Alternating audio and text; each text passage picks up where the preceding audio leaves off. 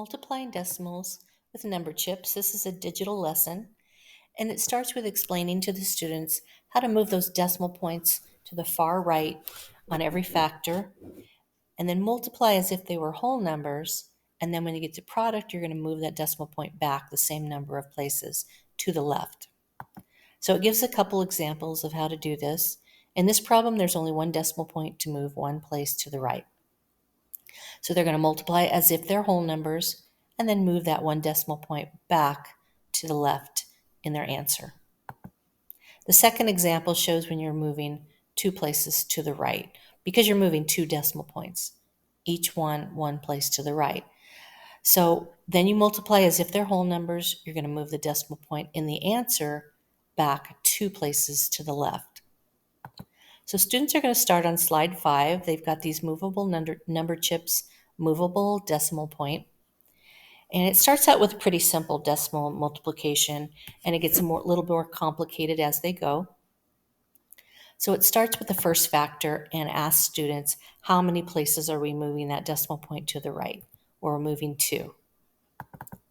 In the second factor, we're moving 1 place to the right, which is a total of 3 places to the right.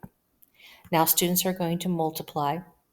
So to move these chips, they just click and hold on the edge, and then they can move it where they want.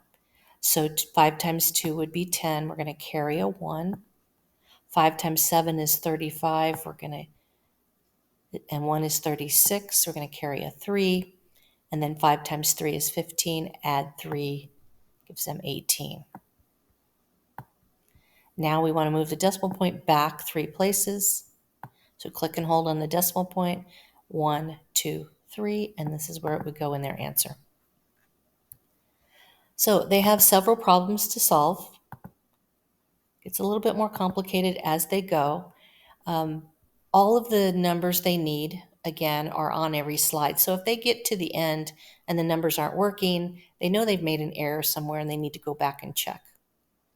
Now, every slide has a letter and a yellow heart in the upper right-hand corner. That letter is going to help them solve a riddle on the very last slide. So they have lots of practice here.